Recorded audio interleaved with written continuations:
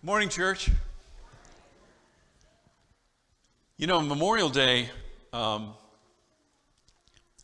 really is, I think, a special day for so many of us. When Carol and I moved here, I wasn't aware of the fact until we visited here that we had a national cemetery here. And I remember the first time we visited that national cemetery, and I was struck by the sheer size of it, the number of tombstones that were there. And in the last 15 years, I've really been struck by how that thing has grown as more and more of what we now call the greatest generation have passed from this life. It's always sobering to me when you pull up along Highway 62, you go down Willie, and then down Cemetery Road, that there are those hundreds and hundreds of flags that line the road, calling to mind for all of us the sacrifice that has been paid by so many so that we could have freedom.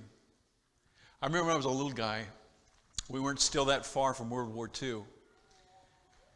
And I don't think probably that there was a family in this country that wasn't affected by that war. They didn't have somebody they lost in death or someone who was wounded. Multiple, in many cases, losses that families face.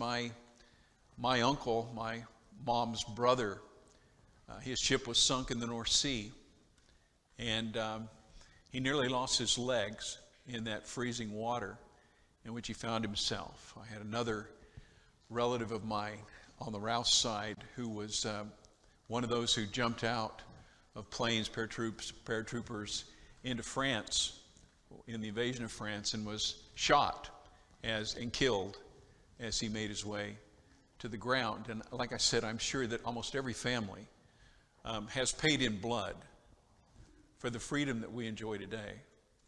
And it's certainly a freedom that we should never take for granted, and memories that we should always, always cherish. And along with that, I appreciate so much what was shared with us by Terry and what was shared with us by Chris. But we're also very indebted to the Christians who have gone before us, to mothers and fathers and so many others who left a positive legacy for us. And I think it's very appropriate on a day like this to remember the tremendous debt that we owe to them as well.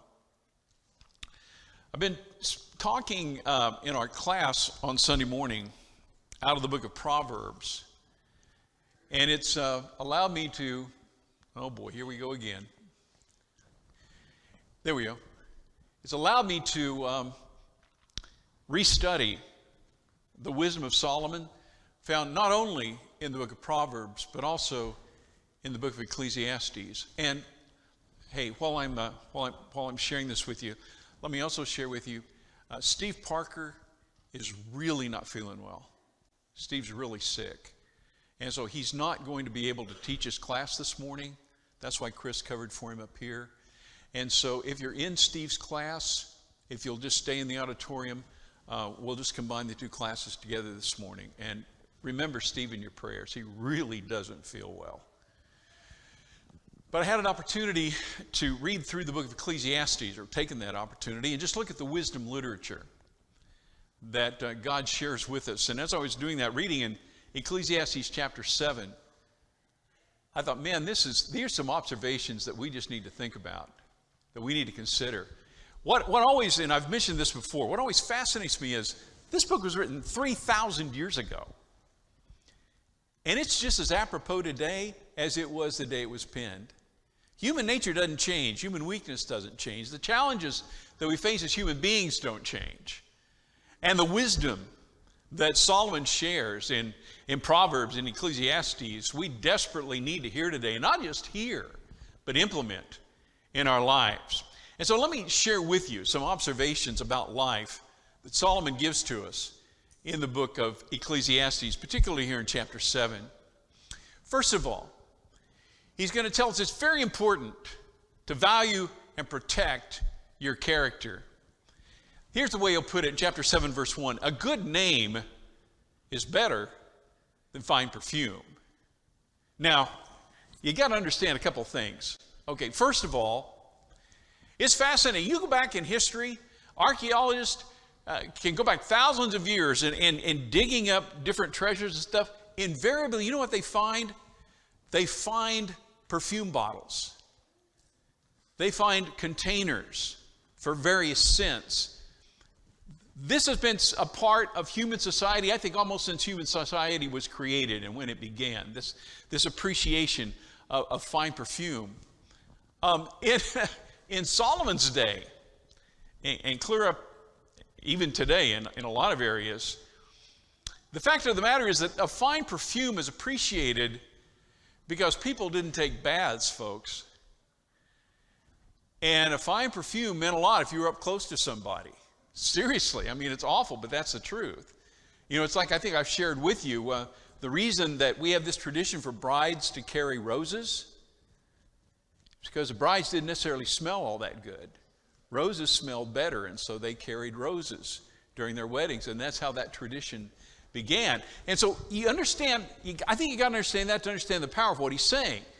He's saying a good name is going to allow you to be closer to people, have more interaction with people, even than smelling good, okay, to be around them. It's very, very important that you have that good name. Now, here's the thing about it. A good name is challenging to earn, and it is too easy to lose.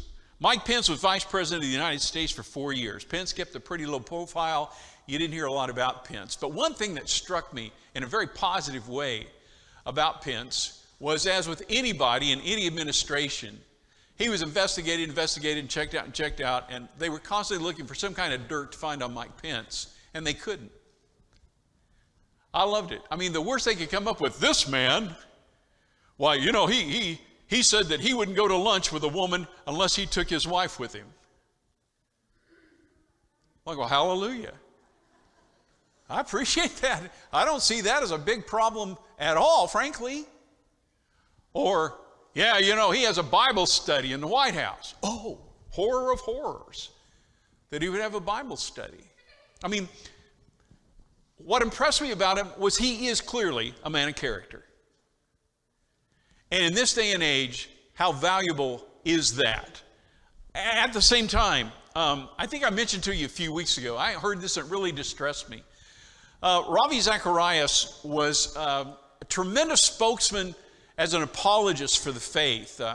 He would debate atheists, and the guy had a lot of intellectual firepower as far as defending the evidence for the existence of God and belief in the Bible and so on.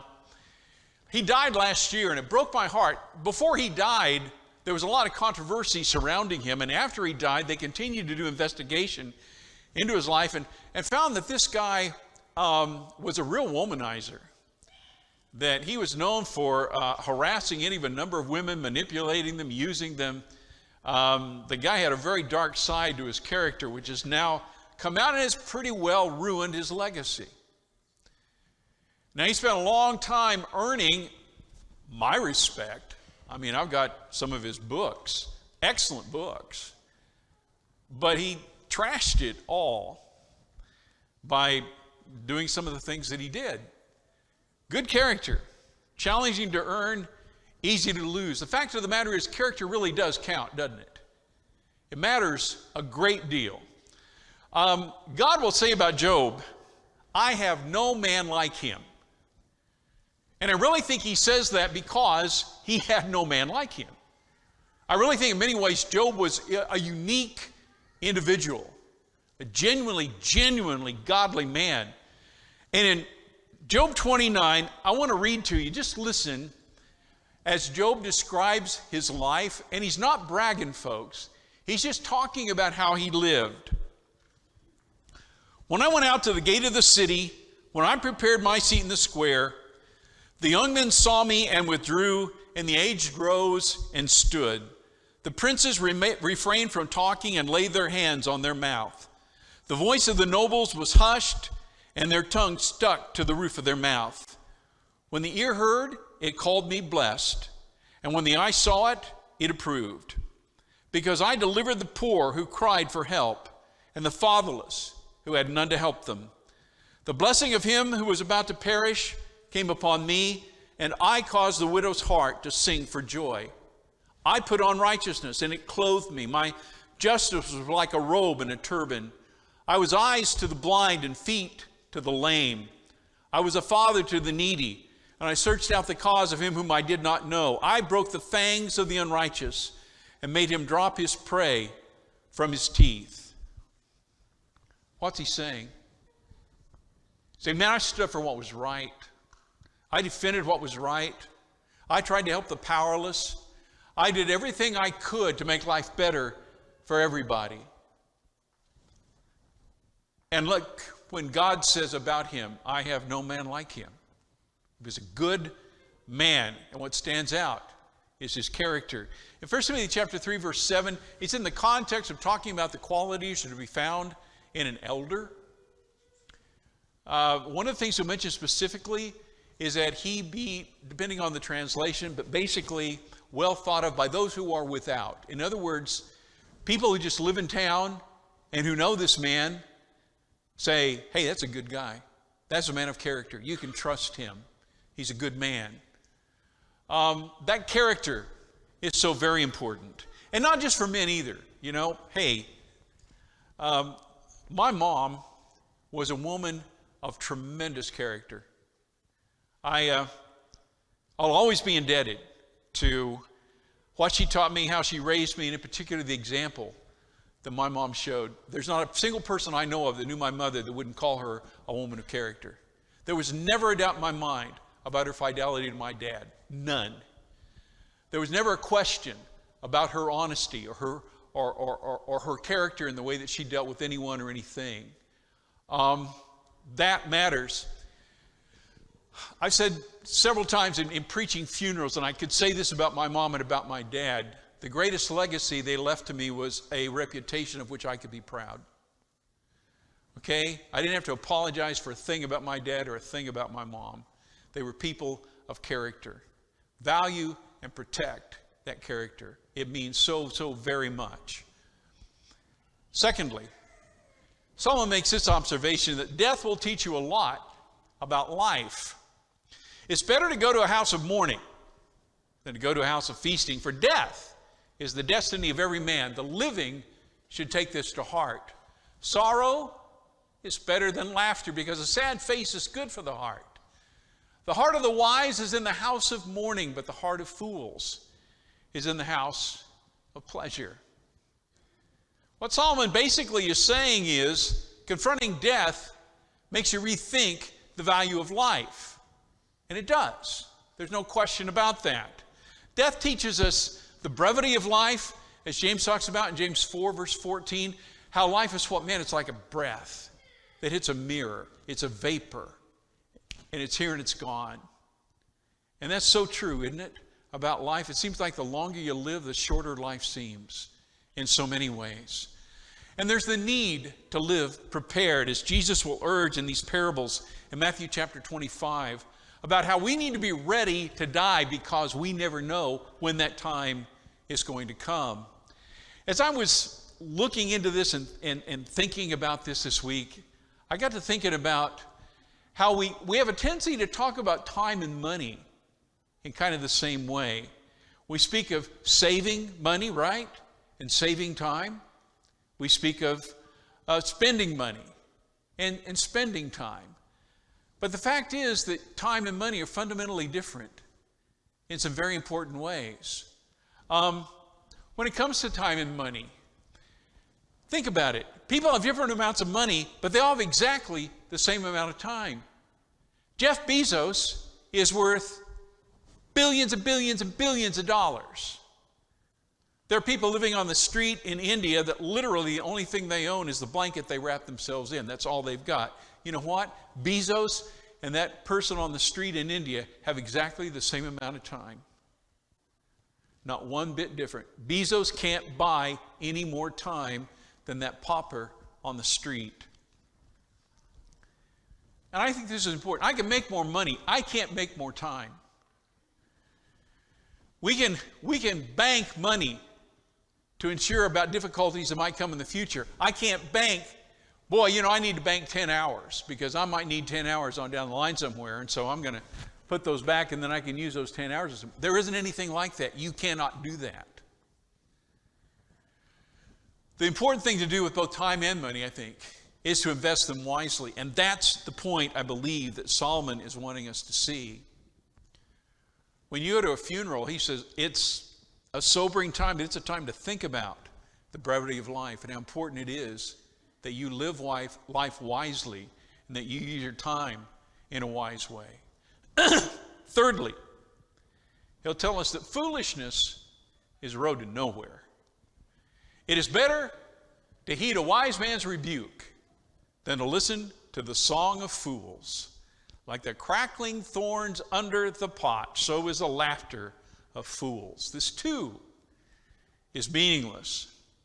You know, Solomon's dead serious about foolishness. As I got to reading, I kept coming across the word fool and the word foolish, and so I went to my good old electronic, lost my word, concordance. To my electronic concordance. Isn't that funny how you just go and fly off? Anyway, he'll warn about fools 59 times.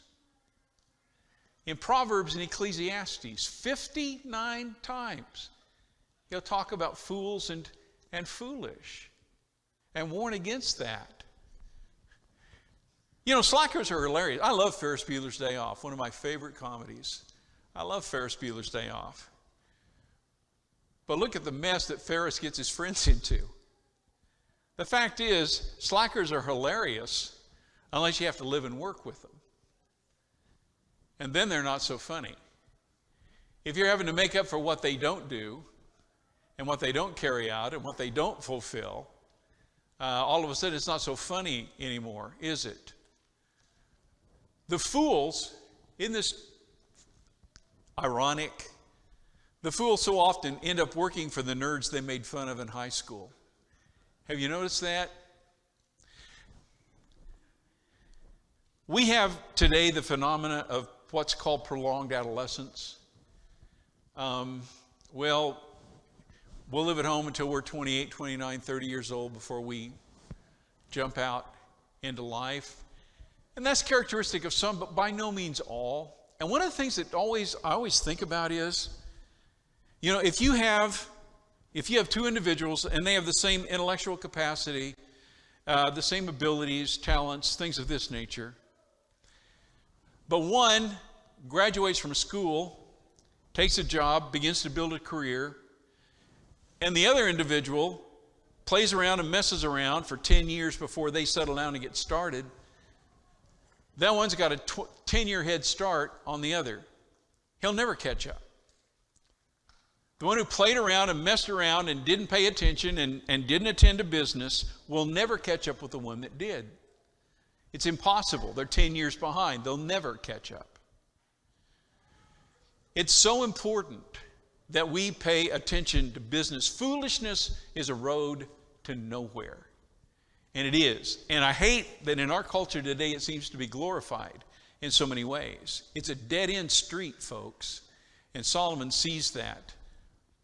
Next, he'll warn, watch your temper. Do not be quickly provoked in your spirit, for anger resides in the lap of fools, 7:9. In your anger, Paul will urge in Ephesians 4:26, do not sin. Anger is an incredibly powerful emotion, and we better respect it because it can be a powerful tool for good or evil. What do we do when we lose our temper? And by the way, think about that language for a second. You don't lose your temper. If you lost it, you wouldn't be throwing a fit, would you? Because you couldn't find it. We talk, right? Seriously, we talk about losing our temper. You didn't lose it, you found it. And it's dominating you. It's taking control of you. What's happening is you're losing control. What happens when we lose our temper? We lose our self-control. And in the process of that, too often, we lose our self-respect. How many times have we lost our temper and said or done things that we ought not to have said or done? Things that we deeply regret later on. It was interesting. American Airlines, I don't know if you heard, yesterday they said, we are not going to serve any alcohol in the coach on our flights until mid-September. Why? Because people are getting drunk and getting in fights over masks on the planes. And we've seen enough correlation between these people drinking and the problem with people fighting over masks that we're going to just not serve alcohol on our flights. My point being, what happens when you drink? You lower your inhibitions, right? And very often people have a much more difficult time controlling their temper. Stuff that they would never do, they'll do when they're drunk or when they had a few drinks. And Solomon is saying, you better pay attention to that. You better watch your temper, because it can get you in all kinds of trouble, cause all kinds of problems, and certainly it can. And lastly, he's going to tell us, highly value wisdom. Wisdom, like an inheritance, is a good thing and benefits those who see the sun. Wisdom is a shelter as money is a shelter. But the advantage of knowledge is this, that wisdom preserves the life of its possessor. Chapter 7, verses 11 and 12. Now, just consider the value of Solomon's observations here for a moment. He says that wisdom can be passed on just like land or money. And it can. Wisdom is an inheritance.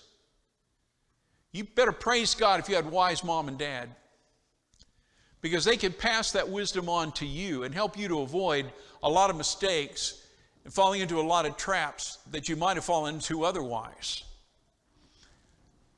To be able to pass on wisdom is a beautiful, beautiful thing.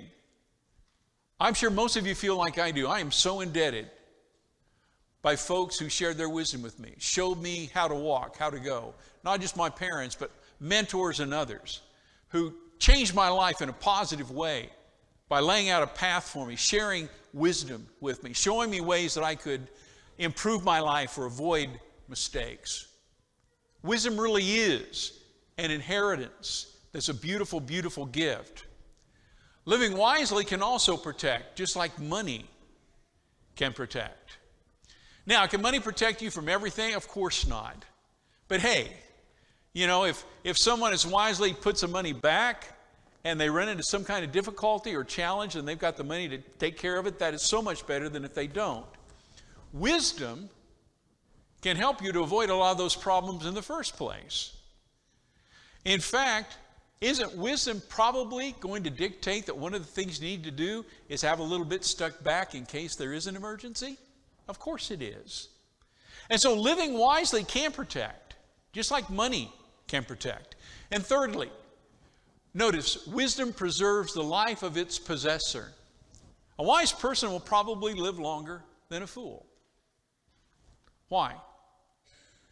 Well, because you're probably not going to drive 130 miles an hour through traffic in Tulsa, like some people do.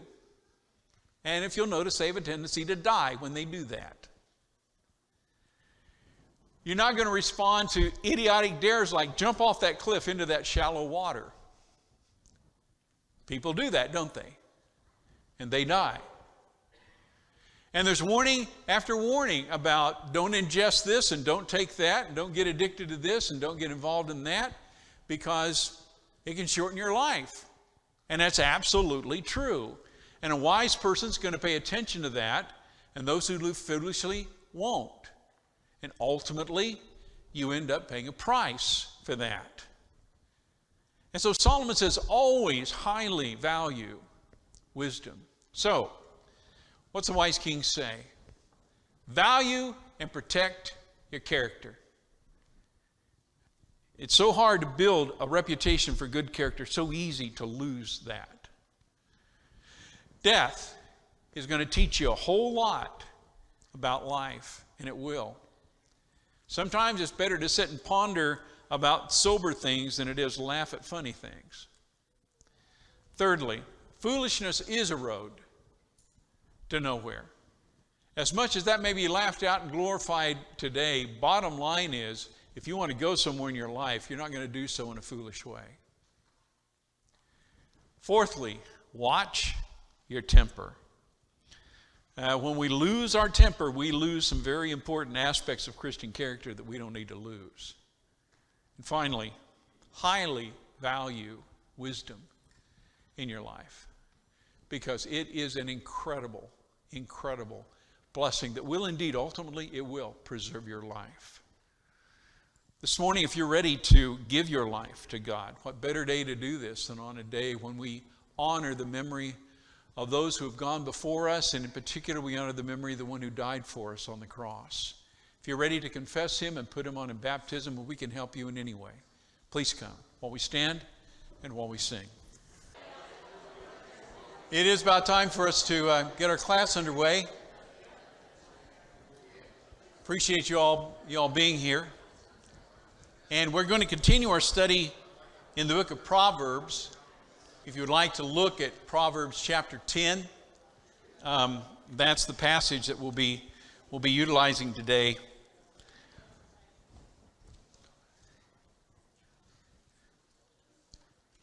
We spent some time introducing the book of Proverbs because Solomon spent some time introducing the book of Proverbs. In fact, the first 9 chapters pretty much comprise an introduction. And as we've talked about, there's 2 major themes that Solomon pursues in these first 9 chapters. And those 2 themes are wisdom and the importance of wisdom. And he will talk about that at length. And the other is sexual purity. And he will also pursue that topic at length. And we've talked about why I think he chose those 2 topics to emphasize, why they're important. And then, as we said, in chapter 10 comes what we would generally consider to be kind of the body of the book, which is all these collections of proverbial sayings. And as we mentioned last week, one of the things that a lot of people struggle with is there seems to be no particular order to these. He will hit one topic, and then he'll move to another topic, and move to another topic, and then shift to another one. And our Western minds, we don't think that way. I have in my sermons, I've got point 1, 2, 3, 4, whatever it might be, and everybody wants to be able to follow that and follow a logical order. And the Eastern mind doesn't work that way. And that doesn't mean their mind works wrong. It just works different than ours. And so consequently, when they would begin to discuss topics, they might discuss a half a dozen topics, bouncing from one to another, like we would discuss just one. And an excellent example of this, I think, is found in the Sermon on the Mount, which is a wonderful sermon, but Jesus will move from topic to topic to topic as he goes through. Another example would be the book of James, which is a great wisdom book. But once again, James seems to be moving from topic to topic to topic, but that's how they thought, that's how they wrote. And so when you come to Proverbs, in our Western minds, we want, well, just take all the wisdom ones and list them here, and take all the ones that have to do with your tongue and list them here, and take, in fact, we've done that. Our brother's done that with the Old Testament law. You can buy books, and we've had guys who've gone through and all the sections that pertain to real estate, boom, and all the sections that pertain to this kind of sacrifice, boom, and so on, and set it up in the way that our minds think. And that same material, just reordered, okay? Now, as I pointed out to you, when you come to chapter 10, what's fascinating is begin to read and look at, okay, so you analyze what's he pushing in the first 9 chapters. And obviously, again, it's how important it is that you live wisely, you seek wisdom, here are the sources of wisdom, and so on. And then the importance of keeping yourself sexually pure.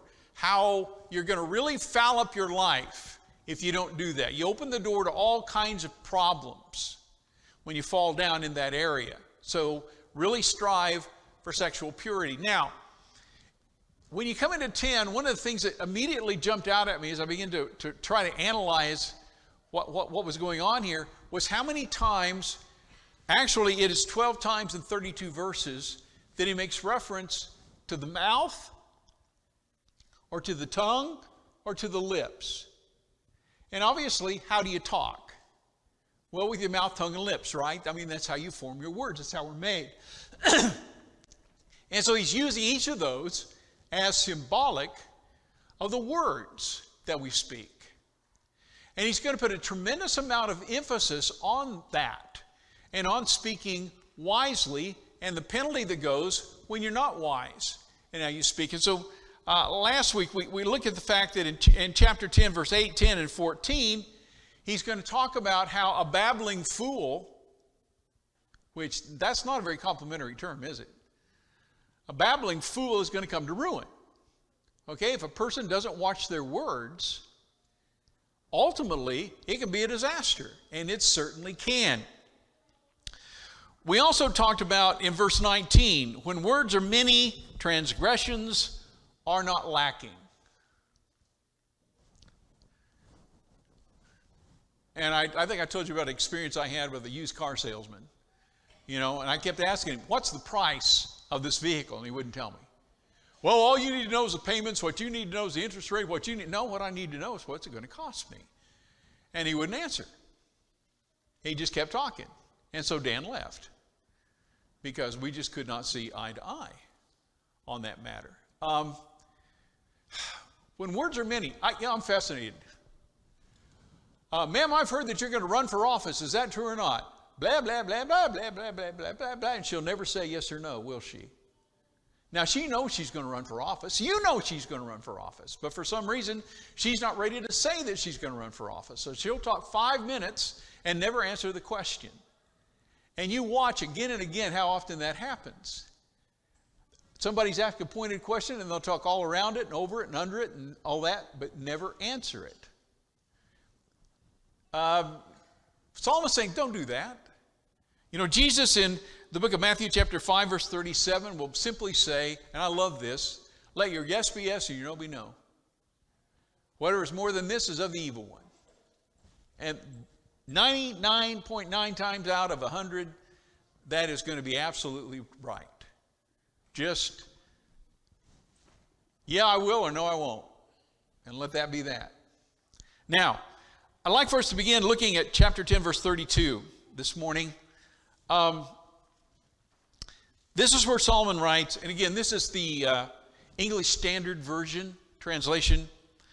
The lips of the righteous know what is acceptable, but the mouth of the wicked, what is perverse. Again, there's a very real truth in the idea that the mouth is a window into your soul. That your words really do give insight into who you are. And that's exactly what he's saying here. The lips of the righteous know what is acceptable, the mouth of the wicked, what is perverse. Charlie Dortch and I, Thursday, drove over to Tulsa and went to that senior PGA championship. We watched him play golf that day at Southern Hills and had a great time. We were leaving, and Charlie said, Dan, look over there. And there was a fellow there that we both know, okay? And he was one of the volunteers manning one of the rope lines there.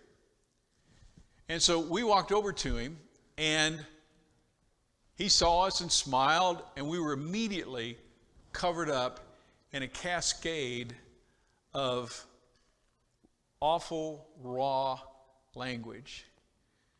Because this man, his language is filthy. It really is. Every time we've ever been around him, you know, and he's a very intelligent guy. He's not a dumb guy at all. But his language is just repulsive. Now, a couple of qualifications about this. I've never heard him talk around a woman, and I know a lot of men that'll cuss around other men, and they won't cuss around women. And maybe he doesn't cuss around women. I mean, I don't know. But, I mean, we both turned away, and it was kind of like stepping out of a full of raw sewage and walking off. That's kind of how it felt. But to say the least, I think for many people, it's going to give them a negative taste to this guy because of the kind of language that he uses. Carol and I were on a cruise, and there was a comedian that we went to hear, and he literally he had two shows. He had a show for people like us, And then he had a show for the more sophisticated. And what that meant was if you came back at 11, he was a lot filthier than he was at 8 when we went to listen to him. Now that tells me he's deliberately filthy. Doesn't have to be filthy because he was plenty funny at 8 o'clock when we went to hear him. But at 11, out comes they turn on the spigot and out comes all the dirt at that time. It's a choice.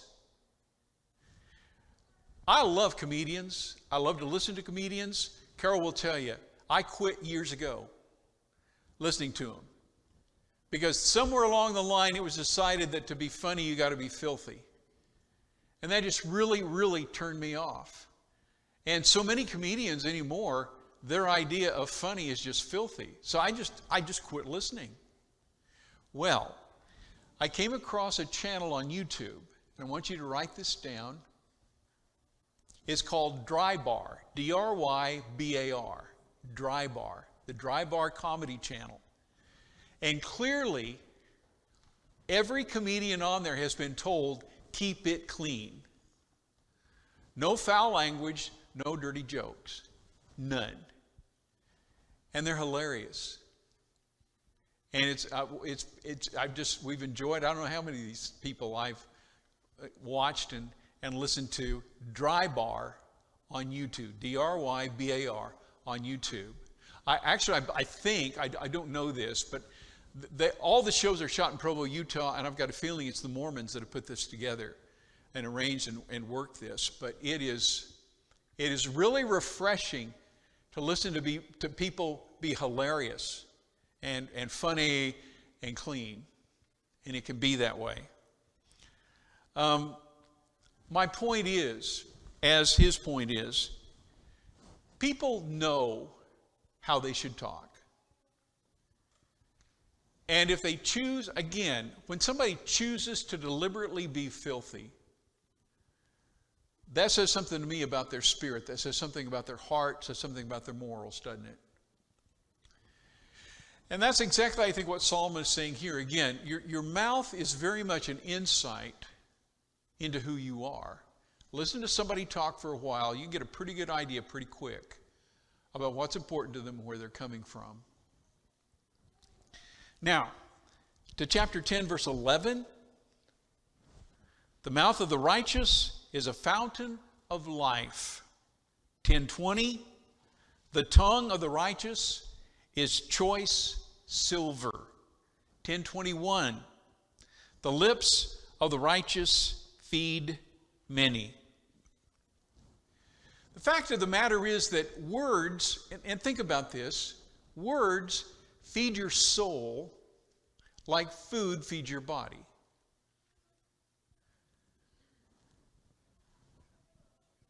If you choose to live off of hot dogs and chips and blizzards from Dairy Queen, probably what's your health going to be like? Probably, unless you're some genetic miracle, not so good. Because you're eating stuff that isn't necessarily good for you and healthy for you to eat. Isn't it the same way when it comes to what we feed our souls with? The words that we feed upon?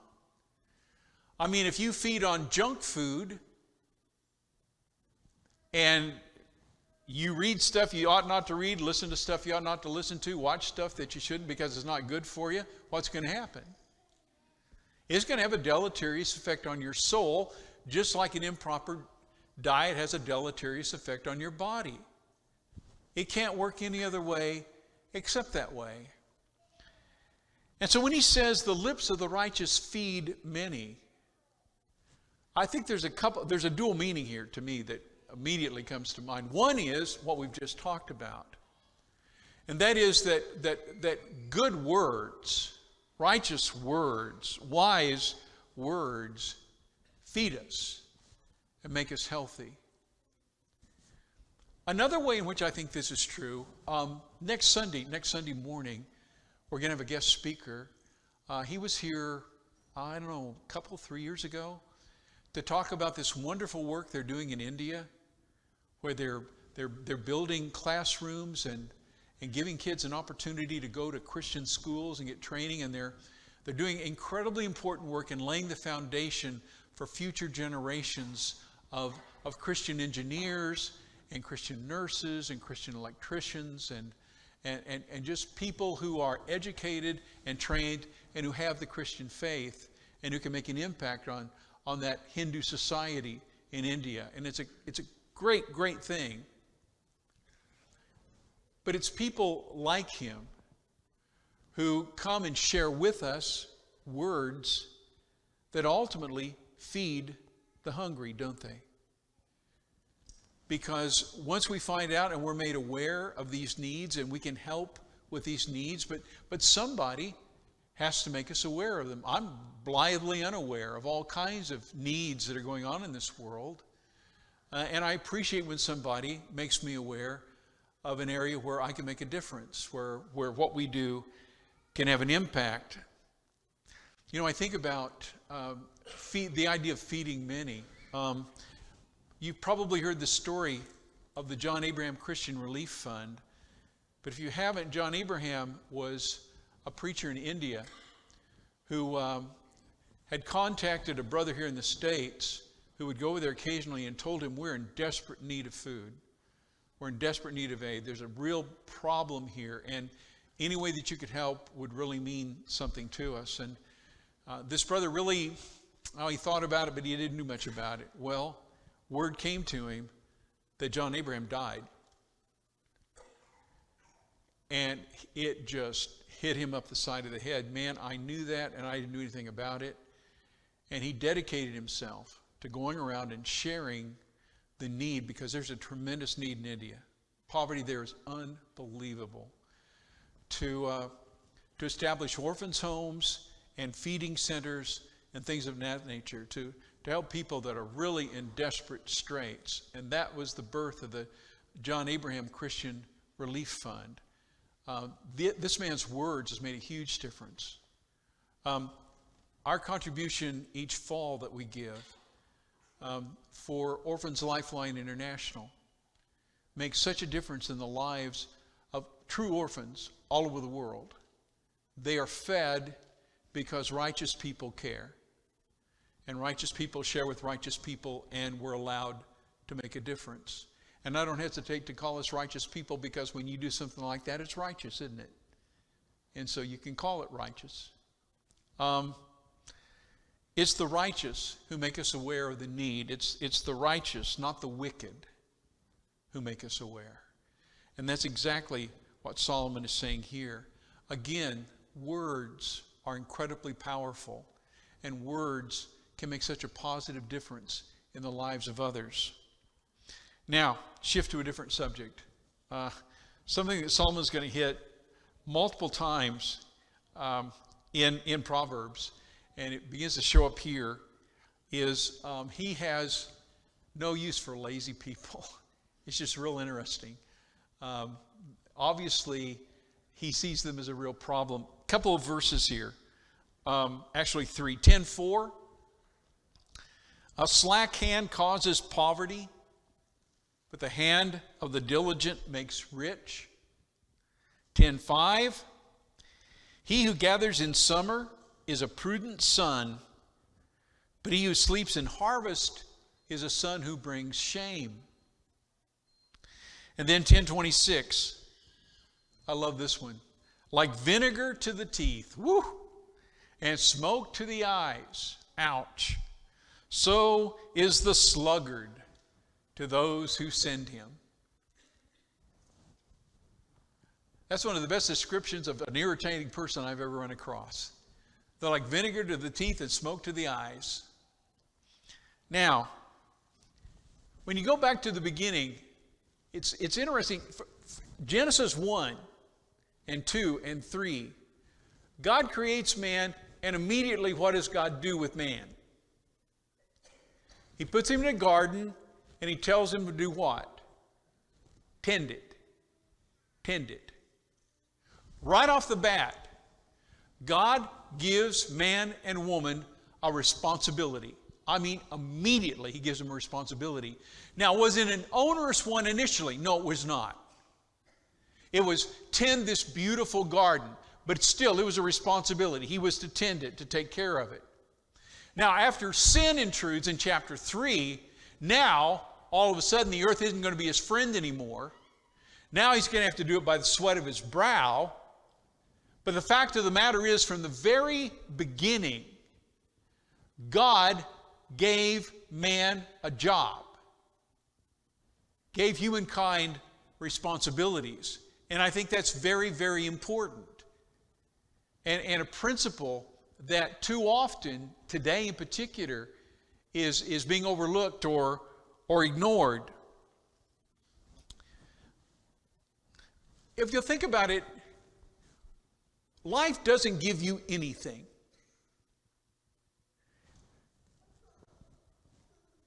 Everything that you have to work for. Even if somebody's giving you food, you've got to cook it, don't you? You've got to prepare it. There is nothing that we have, and I don't think that's accidental either. Nothing that we have that we don't have to put forth effort. And that's not just true of human beings, man, that's true of creation. Clearly, when God designed this universe, when God put life on this earth, He ensured with everything that it didn't just lay around and exist per se. For instance, how long are bees going to last if bees don't harvest pollen? Not very long, are they? How long are birds going to last if birds don't constantly seek after seeds and worms and whatever, fish, whatever they're choosing to eat? They hunt all the time, don't they? They're always working, always seeking things out. Ants, rabbits, coyotes, cattle, you name it. Show me something that doesn't have to put forth effort to survive. God created this whole universe that way. And I believe that He created us with an innate need to work. What does work do? Well, let me name several things, and I'm sure you could add to these, but these are just some I came up. It gives you purpose, doesn't it? It gives you purpose. It gives you a reason to get up in the morning. I got to get up and go to work. Now, you may gripe and whine and hit the alarm twice, but you're still going to get up and you're going to go to work. It gives a purpose to your life. Very importantly, I believe it provides an identity. Because we very much find our identity, men more than women, but all of us do, in what we do. I'm a teacher. I'm an electrician. I'm a plumber. I do this, I do that. We find a great deal of who we are in the identity that we have in what we do, and that's important. It requires discipline, doesn't it? Bless Steve's heart. He came here this morning sicker than a dog. Came in and we prayed together, and then he just basically keeled over on the couch and said, "Turn out the light, please. And I could tell he felt awful. But he was going to be here. Now, is that a wise decision? We might debate that, but I mean, there's that discipline, isn't it? I'm not going to look for excuses not to be here. I'm going to come here, and if I just can't stand it, then I won't be here. And that's kind of what happened with Steve this morning. But it requires discipline to do work. It does. And I believe very much, and this is very important, it teaches the need for cooperation. Very few tasks that we can complete all by ourselves. Most of the tasks that we have require that we work with other people. And that cooperation is incredibly important, because that's how we're allowed to function as a society. We may like rugged individualists and all that, but the fact of the matter is that even rugged individualists are dependent upon others to get things done. And we all have to cooperate together. And that cooperating is a lot of what allows us to socialize and get along with each other. And so work is very, very important. So what happens when you reward laziness? What happens when you reward inactivity? You create problems, don't you? Because that is not how God made us. He made us, I believe, to work. He made us to fulfill responsibilities. That's when we're healthiest. You know, I have a nephew who is he's challenged, but for years now, he has worked at a high school in the town there where they live, and he does cleanup work, janitorial work, every day. And if you ask him, what do? He'll tell you in a second what he does. And he earns a check, and he's very proud of that, and rightfully so. He has an identity, he has a reason to get up in the morning, he has a responsibility he fulfills, and he's proud of that. And that's super duper important. And that's the gift, I believe, that my brother has given him.